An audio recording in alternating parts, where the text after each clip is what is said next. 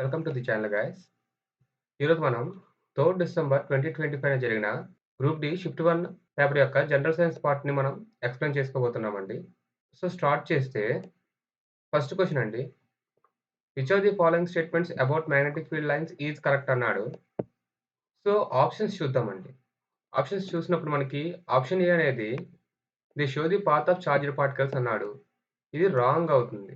మనకి magnetic field lines అనేవి magnetic force యొక్క డైరెక్షన్‌ని చూపిస్తాయి గానీ డైరెక్ట్‌గా మనకి చార్జ్ పార్టికల్స్ యొక్క డైరెక్షన్ మనకి చూపించవు.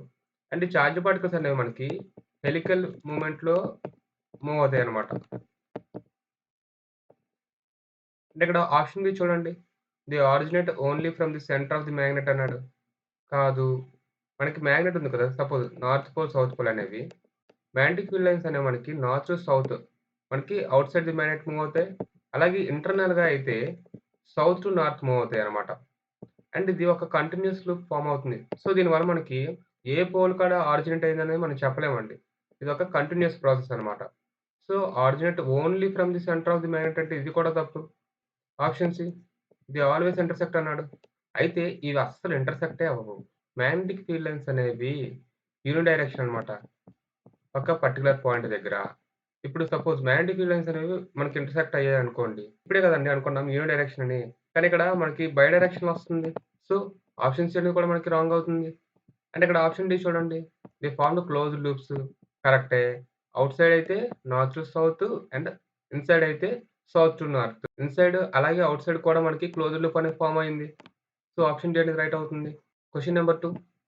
A sound wave has a frequency of 4 kilohertz and a wavelength of 15 centimeter. How much time will it take to cover a distance of 1.8 kilometre అని అడిగారు. అయితే ఇక్కడ మనకిచ్చినవి ఏమేమి ఇచ్చారు? ఫ్రీక్వెన్సీ 4 కిలో హెర్ట్జ్‌ని మనం హెర్ట్జ్ కింద రాసుకుందాం. 4000 హెర్ట్జ్. అలాగే వేవ్ లెంగ్త్ అనేది లాంబ్డా 15 సెంటీమీటర్ అన్నారు. మనం మీటర్‌లో కన్వర్ట్ చేసుకుందాం. 0.15 మీటర్స్. ఇప్పుడు మనకి వెలాసిటీ ఫార్ములా ఏంటండి? ఎన్ లాంబ్డా. మనకి వెలాసిటీ మీటర్ పర్ సెకండ్‌లో కదా ఉండాలి. అంటే ఇక్కడ హెర్ట్జ్ అనేది 1 టైమే కదా! అంటే సెకండ్సే కదా! సో, అప్పుడు మనకి v 4000 into 15/100 metres per second రాసుకుంటాం. మనకి 40 ఇంటూ 15 ఎంత అవుతుంది? 600 మీటర్ పర్ సెకండ్ వస్తుంది. అయితే మనకి ఇక్కడ ఏమన్నారండి? How much time will it take to cover a distance of 1.8 kilometres అన్నారు. మనకి ఫార్ములా ఉంది కదా! Speed distance by time. మనకి time distance by speed. Distance ఎంత? 1.8 కేఎం అంటే 800 మీటర్స్. స్పీడ్ ఎంత? 600 metres per second. So, metre cancel అవుతుంది. మనకి సెకండ్స్‌లోకి టైమ్ అనేది వస్తుంది. అండ్ ఎంతొస్తుంది? 3 సెకండ్స్ వస్తుందన్నమాట. సో, ఆప్షన్ సి అనేది మనకి రైట్ అవుతుంది. Question number 3. Which of the following is responsible for positive geotropism movements in plants అన్నారు. ఇక్కడ జియోట్రోపిజం మూవ్‌మెంట్ అంటే గ్రావిటీ వైపుగా వెళ్ళడం అన్నమాట. అంటే మనకి ఎర్త్‌నే తీసుకుందాం. ఎర్త్ వైపుగా అంటే దాని యొక్క కోర్ వైపుగా మూవ్‌మెంట్ ఉంటే అది మనకి పాజిటివ్ జియోట్రోపిజం. అదే నెగెటివ్ జియోట్రోపిజం అంటే గ్రావిటీకి ఎగ్నెస్ట్‌గా మూవ్ అవ్వడాన్నే మనం నెగెటివ్ జియోట్రోపిజం అనుకుంటాం. ఇక్కడ గ్రావిటీ అనేది ఎఫెక్ట్ చేస్తుందన్నమాట ఈ మూవ్‌మెంట్. మనకి ప్లాంట్స్‌లోను ఆక్సిన్స్ ఉంటాయి కదండీ! ఈ ఆక్సిన్స్ అనేవి మనకి గ్రోత్ రిలేటెడ్ కదా! రూట్స్‌లో ఉన్నప్పుడు ఇవి గ్రోత్‌ని ఇన్‌హిబిట్ చేస్తాయి. బట్ అదే ఆక్సిన్స్ అనేవి స్టెమ్‌లో ఉన్నప్పుడు గ్రోత్‌కి హెల్ప్ అవుతాయన్నమాట. ఇక్కడ ఆప్షన్ ఏ చూడండి కెమికల్ అన్నారు. ఆక్సిన్స్ రెస్పాన్సిబులే. బట్ ఇక్కడ మేజర్‌గా గ్రావిటీ అనేది మనకి ఆక్సిజన్ డిపోజిషన్‌ని ఎఫెక్ట్ చేస్తుందన్నమాట. తద్వారా మనకి ప్లాంట్ యొక్క మూవ్‌మెంట్ అనేది కంట్రోల్ అవుతుంది. ఆప్షన్ సి లైట్ అనేది రిలేటెడ్ టు హీలియోట్రోపిజం అన్నమాట. అండ్ ఇక్కడ వాటర్ చూడండి. ఇది రిలేటెడ్ టు హైడ్రోట్రోపిజం. హైడ్రోట్రోపిజం అంటే ఏం లేదండి. మన ప్లాంట్‌కి రూట్స్ ఉంటాయి కదా! మనకి సాయిల్‌లో. ఇవి వాటర్ డిపాజిట్స్ ఎక్కడైతే ఉంటాయో రూట్స్ అనేవి అటువైపు మూవ్ అవుతాయన్నమాట. సో, ఇది మనకి వాటర్ అనేది హైడ్రోట్రోపిజం, లైట్ అనేది హీలియోట్రోపిజం అండ్ గ్రావిటీ అనేది పాజిటివ్ జియోట్రోపిజంకి రిలేట్ అవుతాయన్నమాట. క్వెషన్ నంబర్ 4 అండి. What does the potential energy of an object depend on అన్నాడు. పొటెన్షియల్ ఎనర్జీ అనేది పొజిషన్ మీద డిపెండ్ అవుతుంది. అంటే ఇప్పుడు ఒక ఆబ్జెక్ట్‌ని మనం సర్ఫేస్ నుండి ఒక హైట్‌లో పెడితే దీనికి పొటెన్షియల్ ఎనర్జీ ఉంటుంది. ఎందుకంటే మనకి పొటెన్షియల్ ఎనర్జీ ఫార్ములా ఏంటి? ఎంజీహెచ్. ఇక్కడ హైటే కదా డిటర్మైన్ చేస్తుంది. హైట్ అనేది 0 అయితే పొటెన్షియల్ ఎనర్జీ అనేది 0 ఆర్ నెగ్లిజిబుల్. హైట్ అనేది మనకి ఎప్పుడైతే పెరుగుతుందో పొటెన్షియల్ ఎనర్జీ కూడా పెరుగుతుంది. ఈ పొటెన్షియల్ ఎనర్జీ అనేది కూడా మనకి షేప్ మీద కూడా డిపెండ్ అవుతుందన్నమాట. ఎప్పుడు? ఎలాస్టిక్ పొటెన్షియల్ ఎనర్జీ గురించి మాట్లాడినప్పుడు. అంటే ఇప్పుడు చూడండి ఒక ఐరన్ రాడ్ తీసుకుందాం. అండ్ ఇదే ఐరన్ రాడ్‌తో మనం ఒక స్ప్రింగ్‌ని తయారు చేద్దాం. అండ్ ఇలాంటి ఒక ఐడెంటికల్ ఐరన్ రాడ్‌తో మనం స్ప్రింగ్‌ని తయారు చేస్తాం. ఇప్పుడు ఈ రాడ్‌ని, ఈ స్ప్రింగ్‌ని మనం కంప్రెస్ చేసినప్పుడు, ఈ స్ప్రింగ్ అనేది ఎలాస్టిక్ ఎనర్జీని స్టోర్ చేసుకుంటుంది పొటెన్షియల్ ఎనర్జీ కింద. కానీ రాడ్ అలా చేసుకోదనమాట. సో, ఇక్కడ ఆప్షన్స్ చూద్దాం. ఆప్షన్ ఏ ఏంటి? ఇట్స్ పొజిషన్ ఆర్ అరేంజ్‌మెంట్ అన్నారు. ఇప్పుడే అనుకున్నాం. పొటెన్షియల్ ఎనర్జీ అనేది పొజిషన్ మీద డిపెండ్ అవుతుంది. సో, రైటే. ఇక చూడండి option B speed during motion అన్నారు. ఇది రిలేటెడ్ టు కైనెటిక్ ఎనర్జీ అన్నమాట. Half m v square. అంటే ఇక్కడ టెంపరేచర్ మీద డిపెండ్ అవుతుందన్నాడు. పొటెన్షియల్ ఎనర్జీ అనేది టెంపరేచర్ మీద డిపెండ్ అవ్వదు. అంటే ఇక్కడ ఆప్షన్ డి చూడండి. ఇట్స్ కలర్ అండ్ షేప్ అన్నాడు. అయితే షేప్ మీద డిపెండ్ అవుతుంది. బట్ కలర్ మీద డిపెండ్ అవ్వదు. సో, ఆప్షన్ డి అనేది రాంగ్. క్వెషన్ నంబర్ 5 అండి. Read the given statements with regard to importance of variation produced by sexual reproduction in plants and select the most appropriate option అన్నాడు. Statement A reproduction is linked to the stability of population of species. Statement B variation is thus not useful for the survival of species over time అన్నారు. ఇక్కడ మనకి variation యొక్క importance అడుగుతున్నారండి. అయితే ఈ variations ఎలాగొచ్చాయంట? Sexual reproduction ద్వారా వచ్చాయంట. దేనిలో అడుగుతున్నారు? ప్లాంట్స్‌లో. సో, మనకి 2 స్టేట్మెంట్స్ ఇచ్చారు కదా! ఏమంటున్నారు? Reproduction is linked to the stability of population of species అన్నారు. ఒక ఎగ్జాంపుల్ తీసుకుందాం. ఏ అనే ఆర్గానిజమ్స్ ఒక 1000 ఉన్నాయి. అండ్ ఇప్పుడు జస్ట్ సర్వైవ్ అవుతున్నాయి. ఏ అనే ఆర్గానిజం ఎప్పుడైనా ఒక రోజు చనిపోవాల్సిందేగా. సో, ఇది చనిపోతే ఇప్పుడు 1000 ఆర్గానిజమ్స్ ఉన్నాయనుకుందాం. సపోజ్ ఒక 500 డెడ్ అయిపోయాయి. ఒక 1 వీక్‌కి. అండ్ మిగిలిన 500 ఆర్గానిజమ్స్ అనేవి ఇప్పుడు సపోజ్ సెకండ్ వీక్‌లో డెడ్ అయిపోతాయి. అయితే ఇప్పుడు రీప్రొడక్షన్ జరగలేదనుకోండి. ఫస్ట్ ఒక 500 ఆర్గానిజమ్స్ మనకి 1 వీక్‌లో డెడ్ అయిపోయాయి. అండ్ మిగిలిన 500 కూడా ఇంకొక సెకండ్ వీక్‌లోకి డెడ్ అయిపోయాయి. సో, మొత్తం స్పీషీస్ అనేవి కొలాప్స్ అయిపోతాయి గదా! సో, అలా జరగకుండా ఉండాలంటే ఏం జేయాలి? ఈ యొక్క ఆర్గానిజమ్స్ అనేవి మనకి కొత్తగా పుట్టాలి. అలా పుట్టడం అనేది మనకి రీప్రొడక్షన్ ద్వారా అవుతుంది గదా! సో, ఆ రీప్రొడక్షన్ అనేది మనకి సెక్షువల్ అయినా అవ్వచ్చు, ఎసెక్షువల్ అయినా అవ్వచ్చు. మనకిక్కడ సెక్షువల్‌గా మాట్లాడుతున్నాడు. మనం స్టేట్మెంట్ ఏ అనేది రైట్ అనుకోవచ్చు. ఎందుకంటే రీప్రొడక్షన్ అనేది ఆ స్పీషీస్ యొక్క పాపులేషన్‌ని స్టేబిలైజ్ చేయడానికి వర్క్ అవుతుంది కదా! సో, స్టేట్మెంట్ ఏ అనేది రైట్ అవుతుంది. స్టేట్మెంట్ బి చూడండి. Variation is thus not useful for the survival of species over time అన్నాడు. ఇక్కడ గమనించండి. వేరియేషన్ అనేది స్పీషీస్ యొక్క సర్వైవల్‌కి హెల్ప్ అవుతుంది. సో, ఈ యొక్క స్టేట్మెంట్ తప్పనమాట. ఆప్షన్స్ ఏమిచ్చారు? Both statement A and statement B is incorrect అన్నారు. స్టేట్మెంట్ ఏ అనేది రైట్ అవుతుంది. స్టేట్మెంట్ బి అనేది ఇన్‌కరెక్ట్. బట్ ఇక్కడ 2 తప్పు అన్నాడు. సో, ఆప్షన్ ఏ తీసేద్దాం. ఆప్షన్ బి చూడండి. Both statement A and statement B is correct అన్నాడు. కాదు. ఒకటి కరెక్ట్, ఒకటి రాంగ్. ఆప్షన్ డి చూడండి. Statement A is incorrect. But statement B is correct అన్నాడు. తప్పు కదా! రివర్స్‌లో ఇచ్చాడు. సో, మనకి మిగిలిన స్టేట్మెంట్ ఏంటి? సి. అది మనకి రైట్ ఆప్షన్ అన్నమాట. క్వెషన్ నంబర్ 6 అండి. Which Rutherford's experiment led to the discovery of the atomic nucleus అన్నారు. అయితే మనకు ఆన్సర్ వచ్చి ఆల్ఫా పార్టికల్ స్కాటరింగ్ ఎక్స్‌పెరిమెంట్ కదా! అంటే ఇది ఎప్పుడు చేస్తాడు మనకి? 1911లో చేస్తారండి రదర్‌ఫోర్డ్. అండ్ ఈ ఎక్స్‌పెరిమెంట్‌లో మనకి ఆల్ఫా పార్టికల్స్ అనే వాటిని థిన్ గోల్డ్ ఫాయిల్ మీదకి ప్రొజెక్ట్ చేస్తారన్నమాట. అంటే ప్రొజెక్ట్ చేసినప్పుడు లార్జ్ అమౌంట్ ఆఫ్ రేస్ అనేవి అన్‌ఎఫెక్టెడ్‌గా ట్రావెల్ అవుతాయన్నమాట. కానీ కొన్ని ఆల్ఫా పార్టికల్స్ మాత్రం రిఫ్లెక్ట్ అవుతాయి.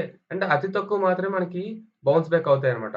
సో, దీని ద్వారా మనకి యాటమ్స్ యొక్క సెంటర్‌లో మనకి న్యూక్లియస్ ఉందని డిస్కవర్ చేస్తాడన్నమాట. అండ్ తను దీన్ని న్యూక్లియస్ అని అసంప్షన్ చేస్తాడన్నమాట. ఇక్కడ ఆప్షన్ ఏ చూడండి. ఫోటో ఎలక్ట్రిక్ ఎఫెక్ట్ అంట.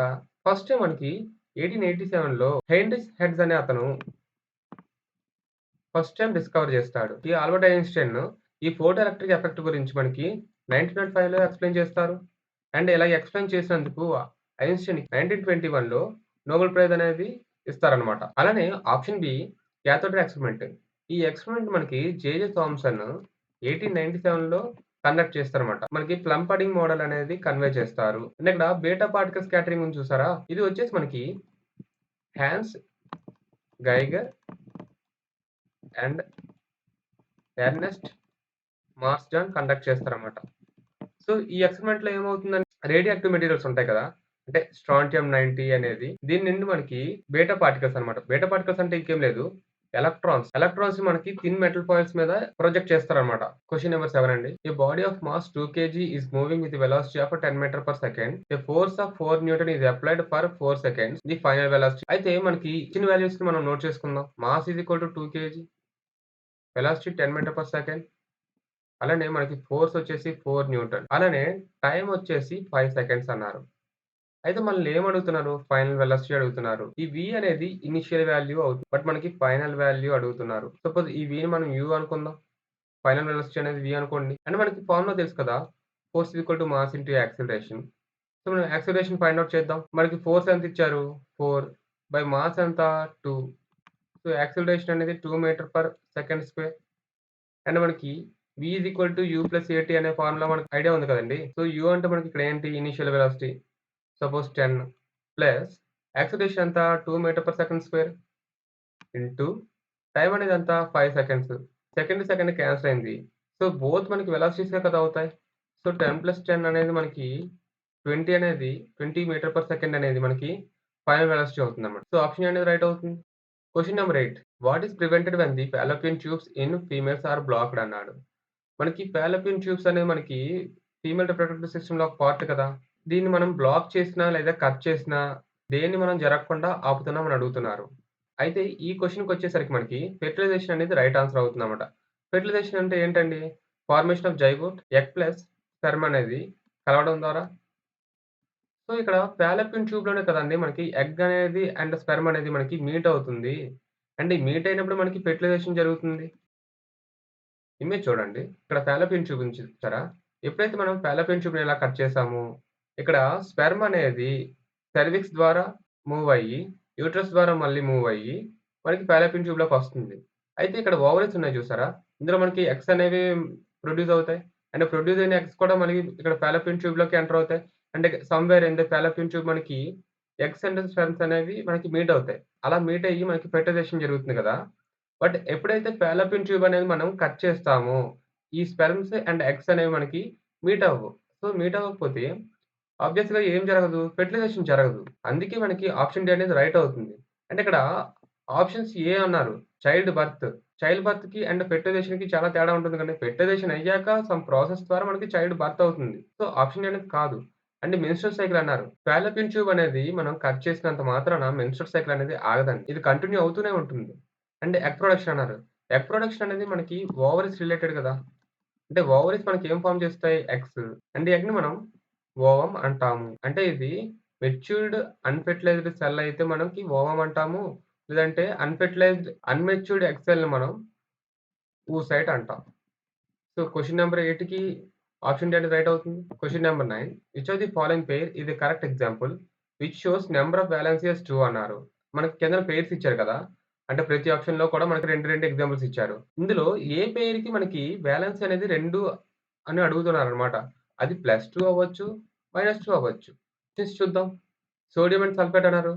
సోడియం అంటే Na+ కదా! అండ్ సల్ఫేట్ అనేది SO4 2- కదా! సో, సల్ఫేట్‌కి వాలెన్స్ అనేది 2 ఉంది.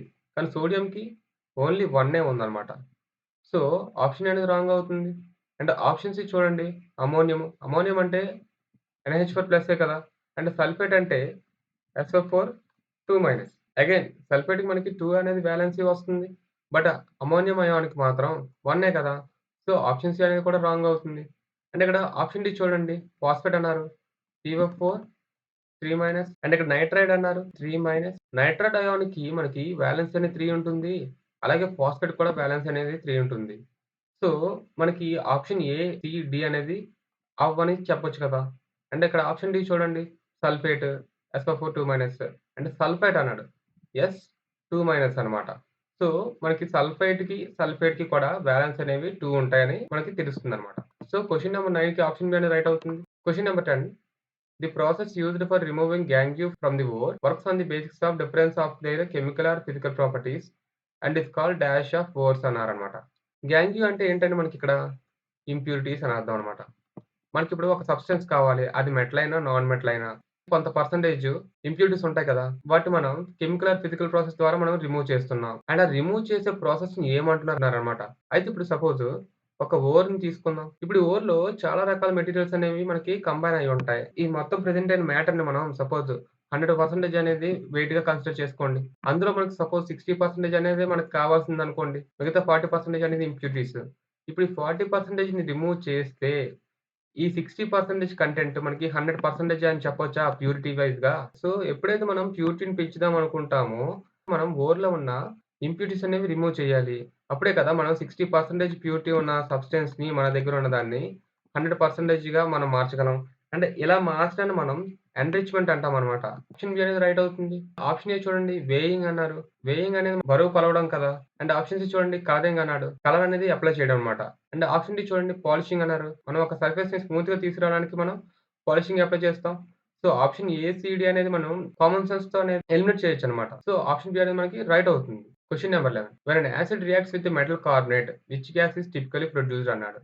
ఇక్కడ మనల్ని ఏమడుగుతున్నాడంటే ఒక ఆమ్లాన్ని లోహ కార్బోనేట్‌తో మనకి చర్య జరిపినప్పుడు ఏ వాయువు అనేది మనకి ఉత్పత్తి అవుతుంది అని అడుగుతున్నాడు. యాసిడ్ ప్లేస్‌లో మనం హెచ్‌సిఎల్ తీసుకుంటున్నాం. అలాగే మెటల్ కార్బోనేట్ అన్నాడు. సోడియం బైకార్బోనేట్ తీసుకుంటున్నాను. సో, ఎప్పుడైతే నేను రియాక్షన్ జరిపానో నాకేం ఫార్మ్ అవుతాయండి? సాల్ట్ ఒకటి ఫార్మ్ అవుతుంది. సీఓ2 ఫార్మ్ అవుతుంది. హెచ్2ఓ ఫార్మ్ అవుతుంది. ఎప్పుడైతే యాసిడ్‌ని మెటల్ కార్బోనేట్ మనం రియాక్ట్ చేస్తామో మనకు salt, carbon dioxide and H two O form అవుతుంది. అలానే అగైన్ మనం యాసిడ్‌ని మనం ఈసారి సోడియం కార్బోనేట్ తీసుకుందాం. NaCO3 వాషింగ్ సోడా అవుతుంది మనకిది. ఇప్పుడు కూడా మనకి సాల్ట్, సీఓ2 ప్లస్ హెచ్2ఓ ఫార్మ్ అవుతుందన్నమాట. అయితే ఇక్కడ ఈక్వేషన్ బ్యాలెన్స్ చేయండి. 2NaCl ఎందుకు 2NaCl తీసుకున్నామంటే, ఇక్కడ మనకి 2 హెచ్‌సిఎల్ తీసుకోవాలనమాట. మనకి అప్పుడే ఈక్వేషన్ మనకి బ్యాలెన్స్ అవుతుంది. 2 క్లోరిన్, 2 Na మనకి 2 NaCl ఫార్మ్ అవుతుంది. అలాగే CO2 ఇక్కడ మనకి ఒక కార్బన్, 2 ఆక్సిజన్స్ అనేవి కన్జ్యూమ్ అయిపోయాయి. అలాగే మనకి ఒక ఆక్సిజన్ అనేది రిమైనింగ్‌లో ఉంది. అండ్ 2 హైడ్రోజన్స్ అనేవి రిమైనింగ్‌లో ఉన్నాయి. సో, ఇవి H2ఓని ఫార్మ్ చేస్తాయి. సో, ఈ రకంగా మనకి ఏమేమి ఫార్మ్ అయ్యాయండి? ఒక సాల్ట్ ఫార్మ్ అయింది. కార్బన్ డయాక్సైడ్ ఫార్మ్ అయింది. H2ఓ ఫార్మ్ అయింది. సో, ఆప్షన్స్ చూడండి. హైడ్రోజన్ గ్యాస్ అన్నారు. హైడ్రోజన్ గ్యాసెస్ అన్నీ మనకి ఫార్మ్ అవ్వలేదు. కార్బన్ డయాక్సైడ్ గ్యాస్ అనండి. ఇక్కడ కార్బన్ డయాక్సైడ్ ఉంది కదా! సో, ఆప్షన్ బి అనేది రైట్ అవుతుంది. నైట్రోజన్ గ్యాస్, ఆక్సిజన్ గ్యాస్ మనకి ఫార్మ్ అవ్వలేదండి. సో, ఈ క్వెషన్‌కి ఆప్షన్ బి అనేది రైట్ అవుతుంది. Question number 12 what is the type of bonding that usually exists in most of the carbon compounds అన్నాడు. కార్బన్ కాంపౌండ్స్‌లో జనరల్‌గా మనకి ఏం ఫార్మ్ అవుతుంది? కోవలెంట్ బాండింగ్ అనేది ఫార్మ్ అవుతుంది. సో, కోవలెంట్ బాండింగ్ ఎందుకు ఫార్మ్ అవుతుంది? అయానిక్ బాండింగ్ ఎందుకు ఫార్మ్ అవ్వదు అంటే, అయానిక్ బాండ్స్‌లో ఏమవుతాయి మనకి ఎలక్ట్రాన్స్ అనేవి ట్రాన్స్‌ఫర్ అవుతాయన్నమాట. From one atom to another atom. అయితే కార్బన్ యొక్క వాలెన్స్ అనేది 4 కదా! అంటే ఇప్పుడు ఈ కార్బన్ అనేది మనకి స్టేబుల్ అవ్వాలంటే మనకి ఇంకా 4 ఎలక్ట్రాన్స్ కావాలి. బట్ గుర్తుపెట్టుకోండి ఇప్పుడు 4 ఎలక్ట్రాన్స్ అనేవి కార్బన్ తెచ్చుకుంది అనుకోండి. కార్బన్ యొక్క అటామిక్ నంబర్ 6. సో, దీనికి 6 ప్రోటాన్స్ ఉంటాయి. మనకి ఆల్రెడీ దీనికి 6 ఎలక్ట్రాన్స్ ఉంటాయి. బట్ అడిషనల్‌గా 4 ఎలక్ట్రాన్స్ అనేవి యాడ్ అయినప్పుడు మనకి 10 ఎలక్ట్రాన్స్ అవుతాయి కదా! 6 ప్రోటాన్స్ అనేవి మనకి 10 ఎలక్ట్రాన్స్‌ని హ్యాండిల్ చేయలేవు. సో, మనకి ఎలక్ట్రాన్స్‌ని రిసీవ్ చేసుకోలేము. అలానే ఇప్పుడు కార్బన్ యాటమ్ యొక్క సైజ్ చిన్నది కదా! ఎలక్ట్రాన్స్‌ని రిమూవ్ చేయడం కూడా కష్టమవుతుంది. చాలా ఎనర్జీ అనేది కావాలన్నమాట. సో, అయానిక్ బాండ్స్ అనేవి మనం ఫార్మ్ చేయలేము. సో, ఆప్షన్ అనేది క్యాన్సిల్ చేస్తాం. అండ్ ఈ హైడ్రోజన్ బాండింగ్ అనేది ఏంటండి? ఇక్కడ మనకి ఒక వాటర్ మాలిక్యూల్ ఉంది. అండ్ ఇక్కడ ఇంకొక వాటర్ మాలిక్యూల్ అనేది ఉంది. హైడ్రోజన్స్ అండ్ ఆక్సిజన్స్ అనేవి ఒక మాలిక్యూల్ ఫార్మ్ చేస్తాయి కదా! సో, ఇక్కడ ఎగ్జాంపుల్ చూడండి. ఇక్కడ మనకి ఒక వాటర్ మాలిక్యూల్ ఉంది. ఇక్కడ మనకి ఒక వాటర్ మాలిక్యూల్ ఉంది. అండ్ మనకి ఆక్సిజన్ అనేది హైడ్రోజన్ కన్నా పెద్దది కదా! సో, ఏం చేస్తుందంటే ఇక్కడ మనం బాండ్ ఫార్మ్ అయినప్పుడు ఎలక్ట్రాన్ డెన్సిటీ అనేది మనకి ఆక్సిజన్ వైపు షిఫ్ట్ అవుతుందన్నమాట. సో, ఆక్సిజన్ మీద మనకి ఒక నెగెటివ్ చార్జ్ అనేది ఫార్మ్ అవుతుంది. హైడ్రోజన్ మీద కూడా మనకి పార్షియల్‌గా ఒక పాజిటివ్ చార్జ్ ఫార్మ్ అయింది. అయితే ఇప్పుడు వాటర్ మాలిక్యూల్ అంటే ఒకటే ఉంటుందా వాటర్‌లో? చాలా వాటర్ మాలిక్యూల్స్ ఉంటాయి కదా! సో, అలా ఇంకొక అడ్జసెంట్ మాలిక్యూల్ తీసుకుందాం. సో, అలా ప్రెజెంట్ అయిన అడ్జసెంట్ వాటర్ మాలిక్యూల్‌లో కూడా మనకి ఆక్సిజన్‌కి మనకి పార్షియల్‌గా నెగెటివ్ చార్జ్ అనేది ఫార్మ్ అవుతుంది. అండ్ ఈ పాజిటివ్, నెగెటివ్ చార్జెస్ ఉన్నాయి చూసారా? ఈ డైపోల్ చార్జెస్ అనేవి ఒకదాన్నొకటి అట్రాక్ట్ చేసుకుంటాయన్నమాట. ఇలా అట్రాక్ట్ చేసుకొని మనకి ఫార్మ్ అయ్యేదాన్ని మనం హైడ్రోజన్ బాండింగ్ అంటాం. అందువల్లే మనకి వాటర్ బాయిలింగ్ పాయింట్ అనేది ఎక్కువుంటుంది. ఈ హైడ్రోజన్ బాండ్ అనేది ప్రెజెంట్ అవ్వడం వల్ల. అయితే ఈ హైడ్రోజన్ బాండింగ్ అనేది మనకి కోవలెంట్ బాండ్‌తో పోల్చుకుంటే 20 టైమ్స్ వీకర్‌గా ఉంటుందన్నమాట. హైడ్రోజన్ బాండింగ్ కాదని చెప్తాం. ఎందుకంటే హైడ్రోజన్ బాండింగ్‌లో మనకి హైడ్రోజన్ అనేది 2 ఎలక్ట్రోనెగేటివ్ ఎలిమెంట్స్‌తో మనకి బాండ్స్ ఫార్మ్ చేసుకుంటుంది. ఇక్కడ ఆప్షన్ డి చూడండి కోఆర్డినేట్ బాండింగ్ అంట. కోఆర్డినేట్ బాండింగ్‌లో మనకేమవుతుందండి ఆల్రెడీ స్టేబుల్‌గా ఉన్న ఒక యాటమ్ అన్‌స్టేబుల్‌గా ఉన్న ఒక యాటమ్‌తో ఈ ఎలక్ట్రాన్స్ అనేవి షేర్ చేసుకుంటుందన్నమాట. అది coordinate bonding. So, option A, B, D అనేది రాంగ్ అని చెప్తాం. కోవలెంట్ బాండింగ్ అనేది రైట్ అని చెప్తాం. Question number 13 what is the direction of velocity in uniform circular motion అన్నారు. గుర్తుపెట్టుకోండి, వెలాసిటీ అనేది మనకి వెక్టర్ క్వాంటిటీ కదా! దీని యొక్క డైరెక్షన్ అనేది ఎప్పుడు కూడా టాంజెన్షియల్ టు ది పాత్ అనమాట. Question number 14. Washing soda is obtained from baking soda by which of the following process అన్నాడు. ఇక్కడ ఆప్షన్ బి చూడండి. హెచ్‌సిఎల్ ప్లస్ బేకింగ్ సోడా అన్నాడు. అంటే NaHCO3. ఇవి మనకి మిక్స్ అయినప్పుడు ఏం ఫార్మ్ చేస్తుంది? NaCl plus H2O plus CO2 కింద మనకి ఫార్మ్ అవుతాయన్నమాట. బట్ మనకి ఏమడిగారు? బేకింగ్ సోడా నుండి వాషింగ్ సోడా ఫార్మ్ అవ్వాలంట. జరిగిందా? జరగలేదు. సో, ఆప్షన్ బి అనేది రాంగ్ అవుతుంది. ఆప్షన్ సి ఏంటి? ఎవాపరేషన్ ఆఫ్ బేకింగ్ సోడా అన్నాడు. అంటే NaHCO3 మనం సన్‌లైట్ ద్వారా మనం బేక్ చేస్తే ఏమవుతుందన్నారు? సన్‌లైట్ ద్వారా మనకు బేక్ చేస్తే ఇందులో ఉన్న వాటర్ మాలిక్యూల్స్ అనేవి ఎవాపరేట్ అయిపోతాయి. కానీ మనకి బేకింగ్ సోడా అనేది మాత్రం ఫార్మ్ అవ్వదండి. ఎందుకంటే ఈ సన్‌లైట్ ద్వారా మనకి హీట్ అనేది ప్రొవైడ్ చేస్తాం కదా! ఈ ప్రొవైడ్ చేసిన హీట్ అనేది సరిపోద్దనమాట. 200 సెంటీగ్రేడ్ కావాలి. అంటే ఆప్షన్ డి చూడండి. Mixing baking soda with lime water అంట. బేకింగ్ సోడా అంటే NaHCO3 ప్లస్ CaOH ట్వైస్. మనకి లైమ్ వాటర్ ఫార్మ్‌లో అవుతుంది. సో, మనం ఒకసారి మిక్స్ చేద్దాం. అప్పుడు మనకేమవుతుంది? CaCO3 అనేది కాల్షియం కార్బోనేట్ ఫార్మ్ అవుతుంది. అలాగే NaOH ఫార్మ్ అవుతుంది. సోడియం హైడ్రాక్సైడ్, CH2O ఫార్మ్ అయింది. అగైన్ మనకి ఈ మెథడ్‌లో కూడా మనకి బేకింగ్ సోడా ద్వారా మనం వాషింగ్ సోడాని తయారు చేయలేకపోయాం. సో, ఆప్షన్ డి అనేది కూడా రాంగ్ అని చెప్తాం. సో, మనకి మిగిలిన ఆప్షన్ ఏంటి? Option A. ఇది మనకి రైట్ అవుతుందన్నమాట. ఇప్పుడు ఆప్షన్ ఏ చూడండి. Heating baking soda followed by crystallisation from water అన్నాడు. ఇప్పుడు బేకింగ్ సోడా ఉంది. సో, NaHCO3 మనం ఎప్పుడైతే హీట్ చేస్తామో 400 కెల్విన్ ఆర్ 200 సెంటీగ్రేడ్ దగ్గర మనకి Na2CO3 అంటే మనకి washing soda plus water molecules plus carbon dioxide అని మనం ఫార్మ్ చేస్తామన్నమాట. సో, ఈ యొక్క క్వెషన్‌కి ఆప్షన్ అనేది రైట్ అవుతుంది. Question number 50. When solutions of lead nitrate and potassium iodide are mixed, this reaction leads to the formation of which of the following? ఇది మనకి repeated question. So, lead nitrate అంటే ఏంటి? PbNO3 twice and potassium iodide అన్నాడు. Potassium iodide మనకి mix చేశారంట. Mix చేసినప్పుడు ఏం form అవుతుంది అని అడిగారన్నమాట. ఏం ఫార్మ్ అవుతుందండి? మనకి PbI2 ఫార్మ్ అవుతుంది. అంటే లెడ్ అయోడైడ్ ఫార్మ్ అవుతుంది. ప్లస్ KNO3 ఫార్మ్ అవుతుంది. ఈ KNO3 ఫార్మ్ అయింది కదా! ఇది యాక్వియస్ అంటే సారీ ఇది లిక్విడ్ స్టేట్‌లో ఉంటుంది. ఈ ఫార్మ్ అయిన లెడ్ అయోడైడ్ అనేది మనకి యెల్లో కలర్‌లో ఉంటుందన్నమాట. సో, మనకు ఆప్షన్స్‌లో ఆప్షన్ సి చూడండి. A yellow precipitate of lead iodide is formed అన్నాడు. సో, మనకు ఆప్షన్ సి రైట్ అవుతుంది. Question number 16. A cell divides to form two identical daughter cells, each having the same chromosomes number as the parent cell. What type of cell division is this called అని అడిగాడు. అయితే answer చేసే ముందు ఒకసారి options check చేయండి. Budding అన్నారు. మనకిక్కడ cell division అంటే సెల్యులర్ లెవెల్‌లో అవుతుంది కదా! అంటే బడ్డింగ్ అనేది మనకి మాలిక్యులర్ లెవెల్‌లో అవుతుంది. అంటే ఇది మనకి మల్టీ సెల్యులర్ ఆర్గానిజమ్స్‌లో కూడా అవుతుంది. సో, బడ్డింగ్ అనేది క్యాన్సిల్ చేసుకుంటాం. అంటే సైటోకినెసిస్ అన్నారు. సైటోకినెసిస్ అంటే ఏంటంటే మనకి డివైడింగ్ ఆఫ్ సైటోప్లాస్మ్ అన్నమాట. ఇది మనకి మైటోసిస్ అండ్ మియోసిస్ జరిగిపోయిన తర్వాత ఫైనల్ స్టేజ్ అన్నమాట. ఈ సైటోకినెసిస్ అనేది. సో, ఇది కూడా క్యాన్సిల్ అవుతుంది. అంటే మైటోసిస్ అన్నారు. రైట్ అవుతుంది. ఎందుకంటే మైటోసిస్ అనే దాంట్లోనే కదా మనకి ఐడెంటికల్ డాటర్ సెల్స్ అనేవి ఫార్మ్ అవుతాయి. With same number of chromosomes. అంటే ఇక్కడ మియోసిస్ అనేది మనకి రీప్రొడక్షన్‌లో జరుగుతుంది. ఇందులో మనకేమవుతుంది? ఒక సెల్ నుంచే మనకి 4 డాటర్ సెల్స్ అనేవి ఫార్మ్ అవుతాయి. అండ్ ఇది మనకి సపోజ్ పేరెంట్ సెల్ అనుకోండి. అండ్ ఫార్మ్ అయిన డాటర్ సెల్స్ ఉంటాయి కదా! వీటిలో ఉండే క్రోమోజోమ్స్ అనేవి half of parent cells chromosomes ఉంటాయన్నమాట. ఆప్షన్ అనేది కూడా రాంగ్ అవుతుంది. Question number 70. An electric current operating at 200 volt consumes energy at a rate of 840 watt when the heating is at its maximum. What is the resistance of the coil used in the iron అన్నారు. మనకి voltage ఎంత ఇచ్చారు? 200 volts. అంటే rating అనేది at maximum అన్నారు కదా! So, ఇచ్చిన వాల్యూని మనం అలా తీసుకోవచ్చు. Power is equal to 840. మనకిప్పుడు ఓమ్స్ అడుగుతున్నారు రెసిస్టెన్స్. మనకి P is equal to IV formula ఉందిగా. అయితే వాట్ వచ్చేసి 840 అవుతుంది. I మనం కనుక్కోవాలి.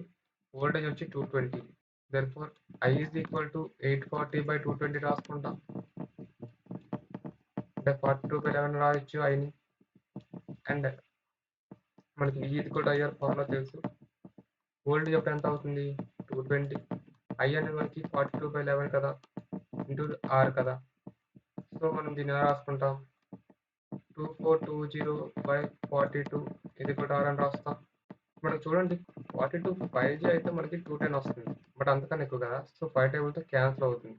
అండ్ మనకి ఏం మిగిలింది? 320 మిగులుతుందనమాట. 320 అనేది మనకి 7 టేబుల్‌తో పోతుంది. 42 7 జా 2 294. సో, 294ని క్యాన్సిల్ చేద్దాం.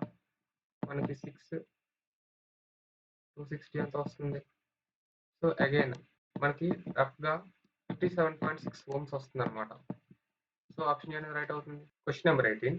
What is the term for the process in which white light breaks up into different colours? అంటే సూర్యకాంతి 7 కలర్స్ కింద స్ప్లిట్ అవుతుంది కదండీ! ఆ ప్రాసెస్ ఏంటి అని అడుగుతున్నారనమాట. అయితే ఇక్కడ ఆప్షన్స్ చూద్దాం. ఆప్షన్ ఏ ఏమన్నారు? రిఫ్రాక్షన్ అన్నారు. రిఫ్రాక్షన్ అంటే మనకి ఏమవుతుంది? బెండింగ్ ఆఫ్ లైట్ కదా! మనకి డిఫరెంట్ డెన్సిటీ మెటీరియల్స్ గుండా మనకి లైట్ పాస్ అయినప్పుడు మనకి బెండింగ్ అనేది మనం అబ్జర్వ్ చేస్తాం. అండ్ ఆప్షన్ బి చూడండి స్కాటరింగ్ అన్నాడు. ఇప్పుడు లైట్ రేస్ ఉన్నాయి. ఒక ఆబ్జెక్ట్ గుండా పాస్ అవ్వాలి. బట్ అవి ఎప్పుడైతే ఇన్సిడెంట్ అయ్యాయో డిఫరెంట్ డైరెక్షన్స్‌లో మూవ్ అవ్వడాన్నే మనం స్కాటరింగ్ అంటాం. సో, ఆప్షన్ బి అనేది కూడా రాంగ్ అవుతుంది. అండ్ ఆప్షన్స్ చూడండి డిస్కషన్. మనం ఇప్పుడు ప్రిజం తీసుకుందాం.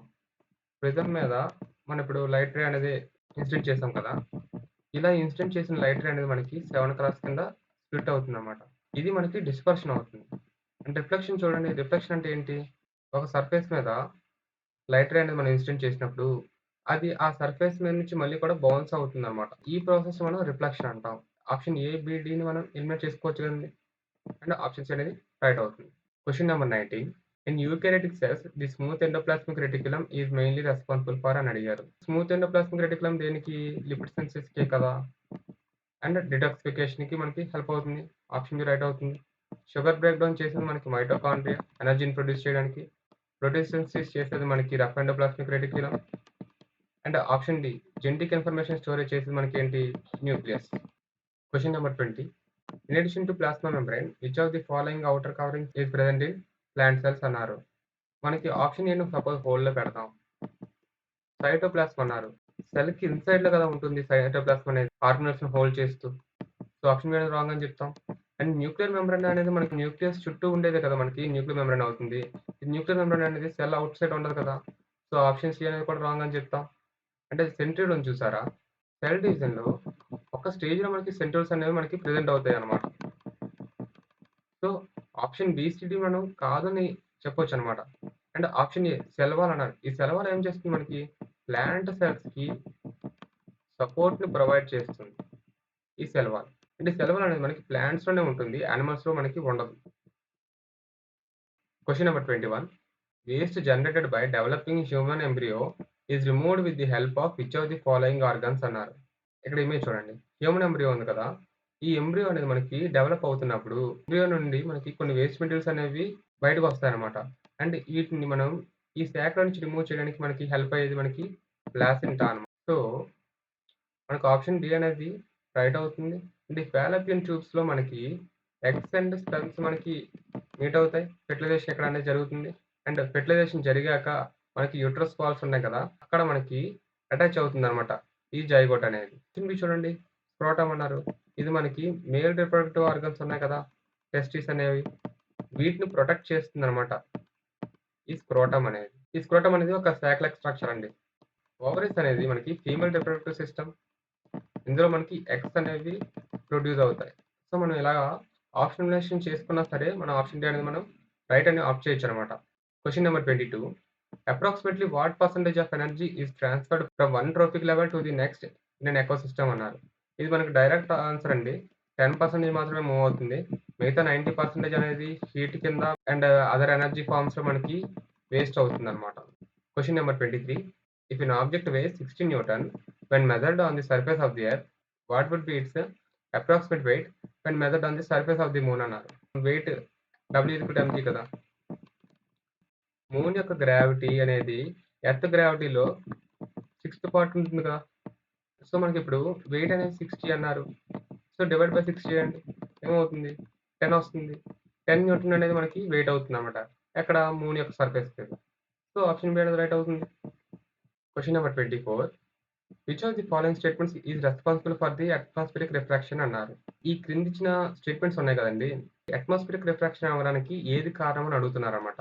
సో, ఇక్కడ చూడండి రిఫ్రాక్షన్ అంటే ఏంటండి యాక్చువల్‌గా? Bending of light. Question number 25. Which of the following best describes Thomsons model of N atom అన్నారు. థామ్సన్ అనే అతను మనకి 1897లో కాథోడ్ రే ట్యూబ్ ఎక్స్‌పెరిమెంట్ చేస్తాడు కదా!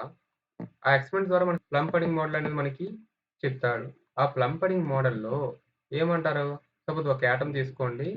మనకి positive charges and negative charges అనేవి యూనిఫార్మ్‌గా డిస్ట్రిబ్యూట్ అవుతాయని చెప్తారనమాట.